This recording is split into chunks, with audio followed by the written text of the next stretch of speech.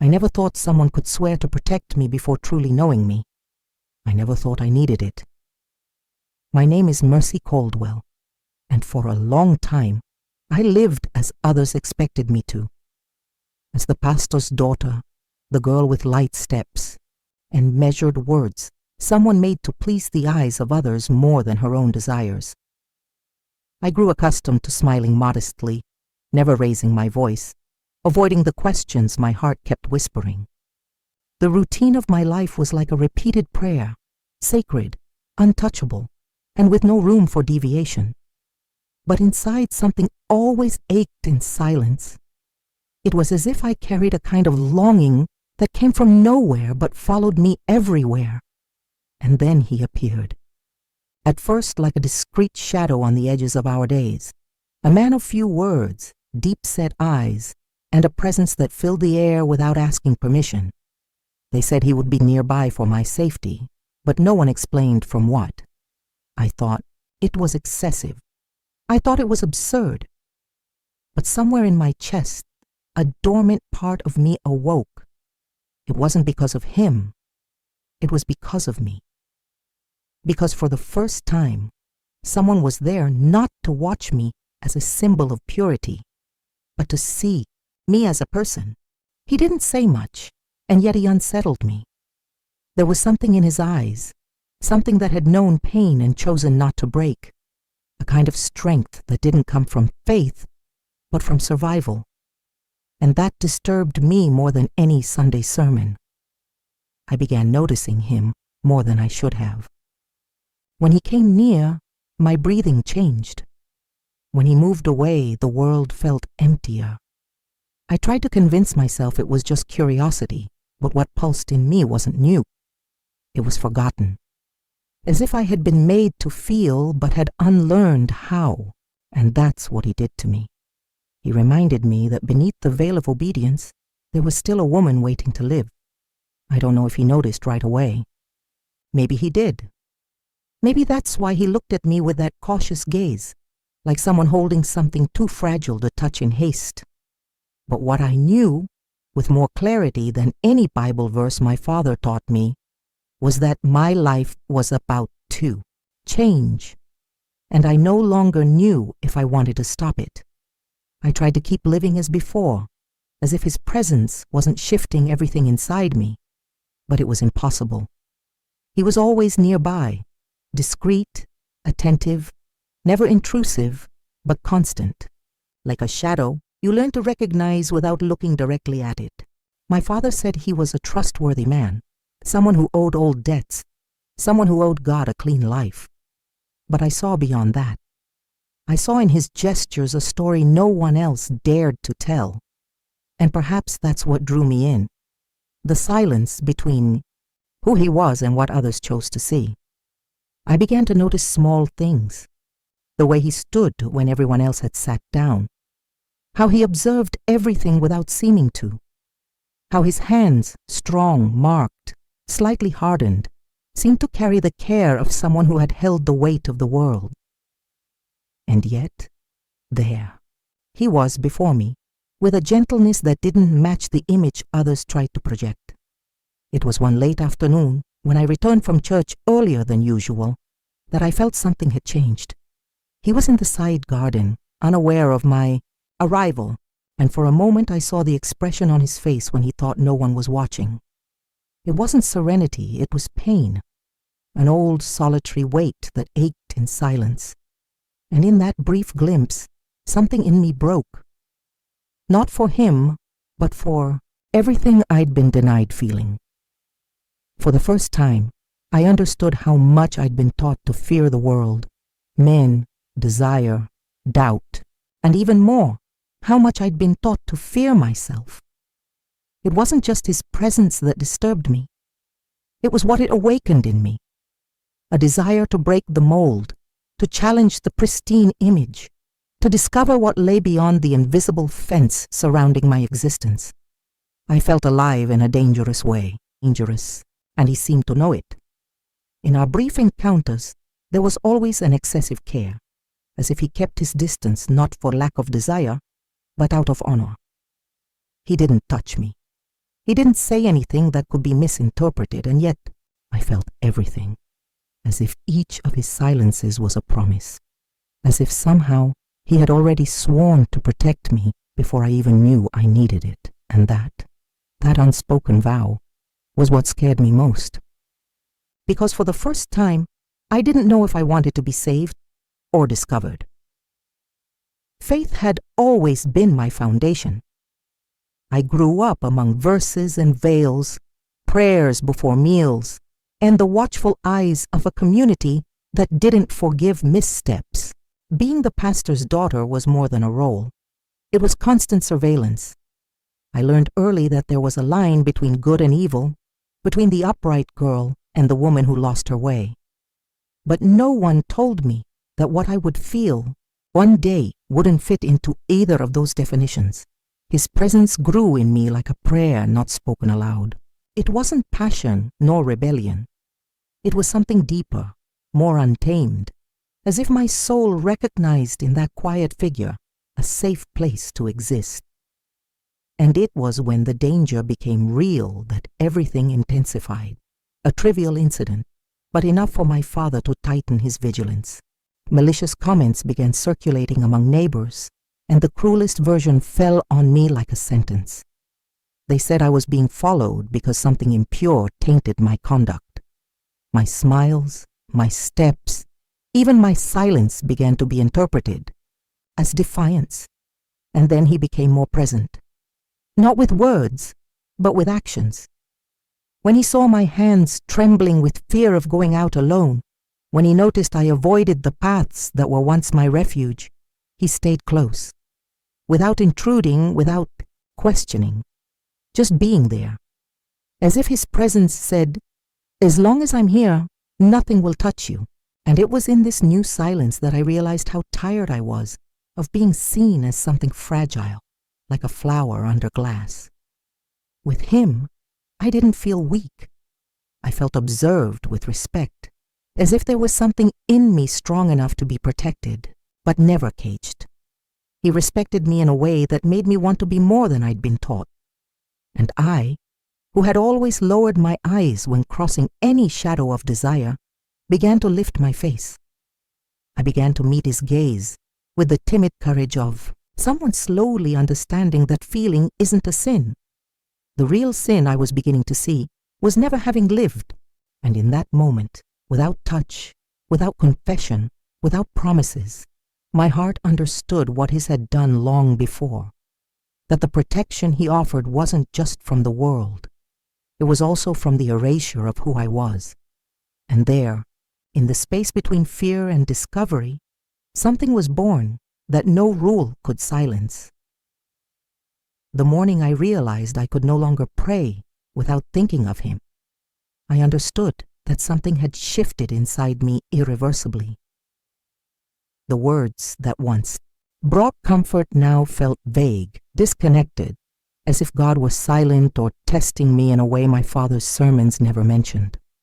I didn't know if I was sinning or awakening. I only knew that somewhere between fear and desire, I had stopped being just the pastor's daughter and become a woman. And this awakening didn't happen with a kiss or an overt gesture. It happened with the constancy of the days he was there, never demanding anything, but seeing me wholly.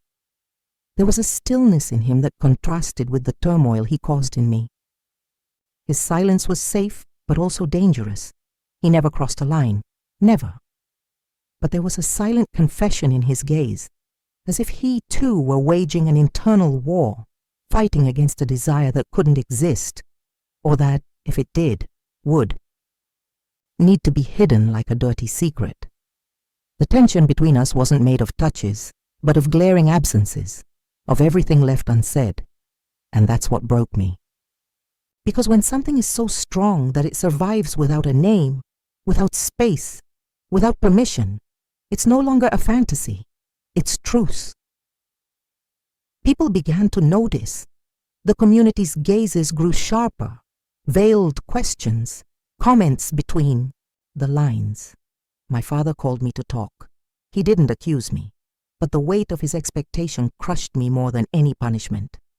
He wanted me to deny, to withdraw, to reaffirm my role as daughter, as an example, as a reflection of what he preached, and I tried. I swear I tried. But there was something in me that no longer returned to its place, something he had made bloom, and that I could no longer prune. The man, for his part, began to pull away, subtly. He started avoiding me. He arrived and left in a hurry. He no longer looked me in the eye, and that hurt more than any cruel word, because I knew he was trying to protect me, trying to prevent his presence from staining my name. But he didn't know that the damage was already done, and it wasn't a dirty damage. It was liberation. I didn't blame him. I couldn't. Because deep down, I was scared too. Scared of what could grow from this, and even more scared of living without what had already been awakened. And it was in this forced distance that I realized either I kept obeying and suffocated everything growing in me, or I risked everyone's rejection to live what was mine. And in that conflict, in the silence heavy with everything left unsaid, I understood that truly loving was an act of courage, even if in secret. The days that followed were long and hollow, like Sundays when faith can't fill the void. His absence, even disguised as protection, wounded me with the precision of someone who knows exactly where to cut. It wasn't an aggressive abandonment.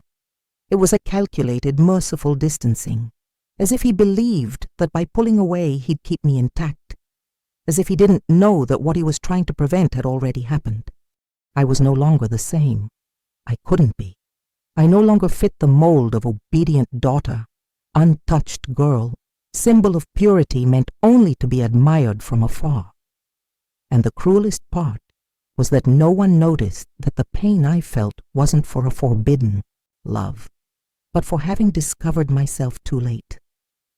The church continued with its hymns, the women with their whispers, and my father with his prayers. But inside, I was in ruins. I began writing at night in secret, as if each word that came from me was a way to reclaim the pieces that were breaking. I wrote to him, though I'd never deliver it. I wrote to myself, as I'd never done before.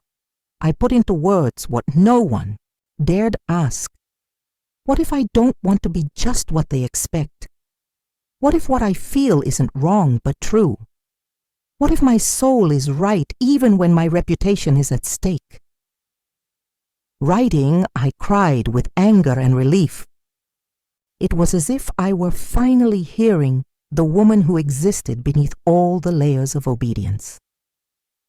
One day, between one church task and another, I found his coat forgotten on the back pew, and in that pocket a folded sheet, not a letter, not a confession.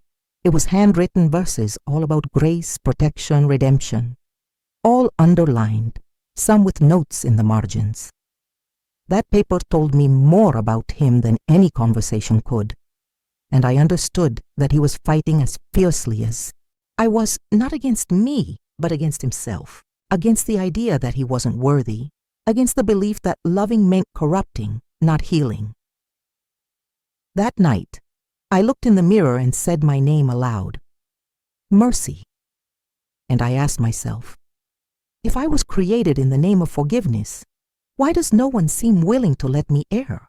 Why must the love that blooms in the dark be buried before it can flourish? And more than that, why did I, who always welcomed others, deny myself so much?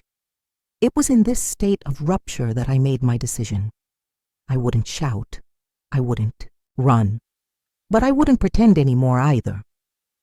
The next Sunday, I would sit in the same pew as always, with my head held high and my heart open. And if he was there, looking at me as before, he would know I was ready, that I had already chosen, that even without saying a single word, he was my name spoken in silence. Sunday arrived with an overcast sky, as if even the weather hesitated to judge me. The church was full, as always, with the same faces I'd seen my entire life. Gazes that smiled outwardly, but inwardly always searched for something to control, to correct, to condemn. I entered slowly, wearing the light dress my mother said was most appropriate for special services. But for the first time, I wore it not to appear, but to affirm. I was Mercy Caldwell, the pastor's daughter, yes, but I was also a woman, and in that moment, everything in me carried that certainty. He was there, leaning against the back, as always, where no one noticed, but where I always found him.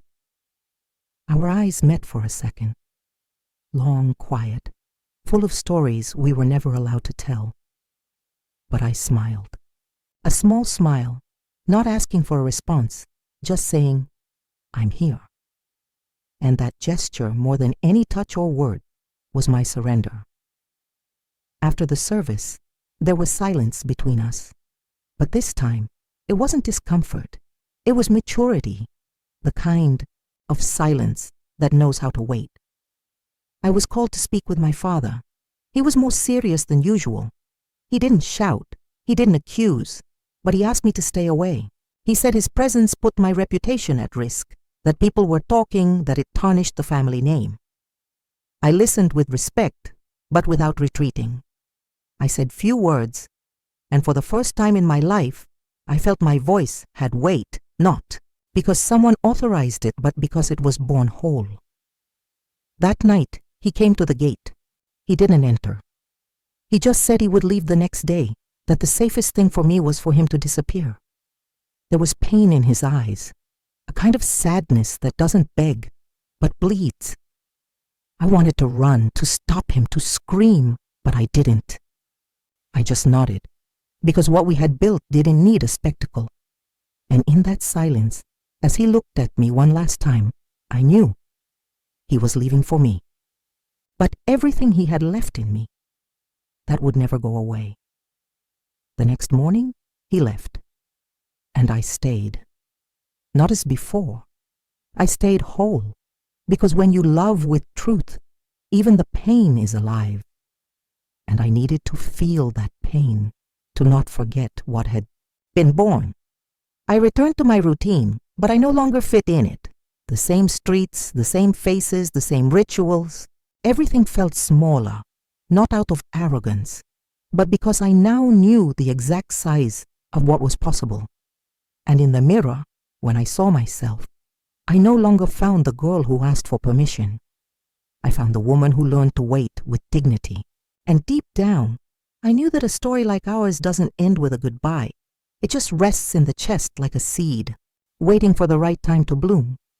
The first weeks without him were made of small voids. Not big enough to knock me down, but frequent enough for me to miss even the silences we shared. There was a weight in the air that no one else noticed. Outwardly, everything continued. The services, the tasks, the polite smiles in the church halls. But inside, my world was reorganizing its foundations. And even with the pain, there was a strange sense of peace. A new awareness that despite his absence, something in me had finally awakened. For the first time, I wasn't just a role someone had written for me. I was the author of my own story. My father avoided the subject, as if silence could erase what everyone already knew. He didn't pressure me, but he waited for me to retreat, to repent, to confess what he called weakness. But what he didn't understand, and perhaps never would, is that what grew between us wasn't weakness. It was strength. It was choice. It was love without pretense. A love that never needed to be consummated to be true. And that was enough. I began to distance myself from certain habits. I stopped forcing sympathies that never belonged to me. I walked alone more, wrote more often, discovered other parts of myself that had always been hidden behind the pastor's daughter persona. Some people in the community found it strange. Others looked at me with more respect. But deep down, I no longer cared about the opinion of anyone who hadn't walked with me inwardly. He didn't send word, and I didn't seek him out. Not out of pride, but out of faith. Not the faith of services and promises, but the faith that comes from recognition.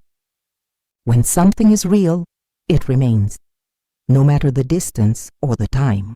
It remains within us, like a root that doesn't need to bloom every day to stay alive. I felt him with me in simple moments, while preparing afternoon tea, walking among the trees behind the church, watching the sky before the rain, and even, without him there, I had never felt so accompanied. With time, I realized that my story wasn't just about him. It was about me, about how true love can be the catalyst for a silent but radical transformation. I didn't need scandal, declarations, or idealized happy endings. What I needed, I already had. The certainty that I was loved in a rare, whole way, without haste, without imposition. And even more, the certainty that I was capable of loving back, with truth, with courage, and with dignity. And if he returned one day, I wouldn't need promises anymore. Just presence. But if he didn't, I would carry on. Because he gave me more than his protection. He gave me back to myself. It was on an ordinary afternoon, one of those where time seems to move too slowly, that I realized the longing no longer hurt as it once did. Not because it had vanished, but because it had transformed into something lighter, more breathable. I learned that true love doesn't need constant remembrance to keep existing. It settles in us humbly, like an invisible presence that doesn't demand attention, just space. And with this new serenity, I began reclaiming parts of my life that had been on hold. I started writing devotionals for the older women in the congregation, not to repeat the usual dogmas, but to speak of new beginnings, courage, and feeling.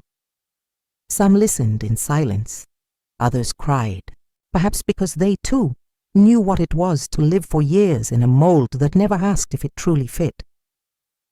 Little by little, my voice found its way, and when I spoke, it was no longer in someone else's name. It was for me, in me, for those still waiting for permission to feel, to want, to start over. My father remained steadfast in his rigidity, but with time, he began to look at me differently, not with approval, but with silence.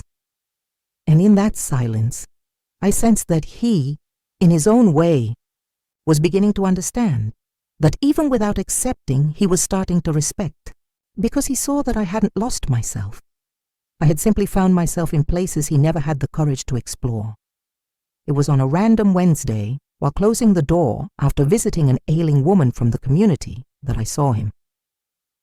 From afar, across the street, standing like someone unsure whether to approach or just observe. My heart didn't race. It just nodded within me, like recognizing an old friend who never truly left. Our eyes met, and neither of us smiled right away. There was a silent reverence between us, as if we were saying without words, "I'm still here." He crossed the street slowly, hands in his pockets, with the same tired and steady gaze. And when he stopped before me, he didn't offer apologies or justifications. He just said he had returned to see if there was still space, and I, with the calm that only time teaches, replied that the space had always been there. Not in the house, but in me. We didn't embrace. We didn't kiss.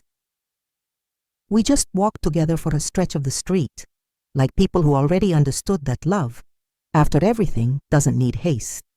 He didn't promise to stay. I didn't ask him to. But in that step side by side, with the afternoon settling around us, I knew it didn't matter what came next. The essential had already happened. He didn't return to save me, and I didn't wait for him to be happy. We met again, not because we were incomplete, but because we were finally whole. And that, to me, was the most beautiful way to love. That night, as I lay down, I no longer felt the tightness that used to visit my chest whenever the silence of the house stretched too long. For the first time in a long while, there was peace in me. A serene, mature peace that didn't depend on his presence, but was strengthened by it. knowing that he had returned and that our reunion happened without fear or demands, was like closing a chapter that never needed a period. Because the love that remained between us wasn't that of an interrupted romance, but of a story that matured at the right time, far from the world's eyes and immune to its rules. In the days that followed, there were no major changes.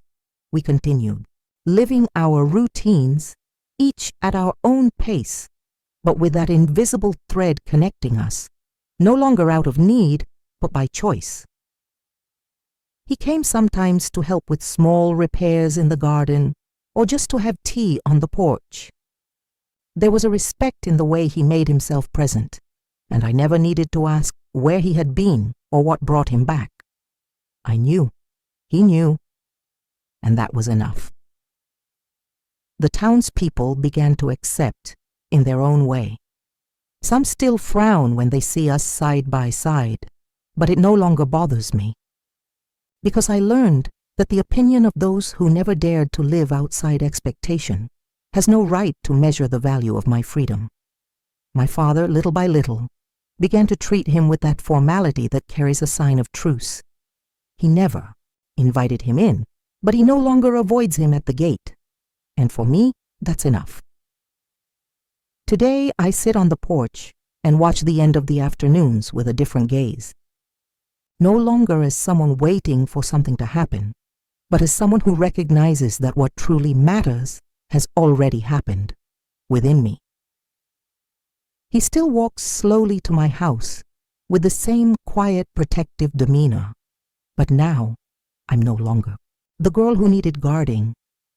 I'm the woman who, by being seen truly, learned to protect herself from everything that wasn't love.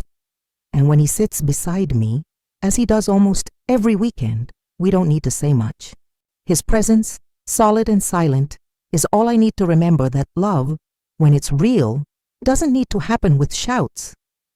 Sometimes it's born from what wasn't said, survives what was denied, and blooms exactly where no one thought it could. My name is Mercy Caldwell, and if there's anything I've learned from all this, it's that the deepest love isn't the one that arrives early, but the one that arrives when we're finally ready to receive it.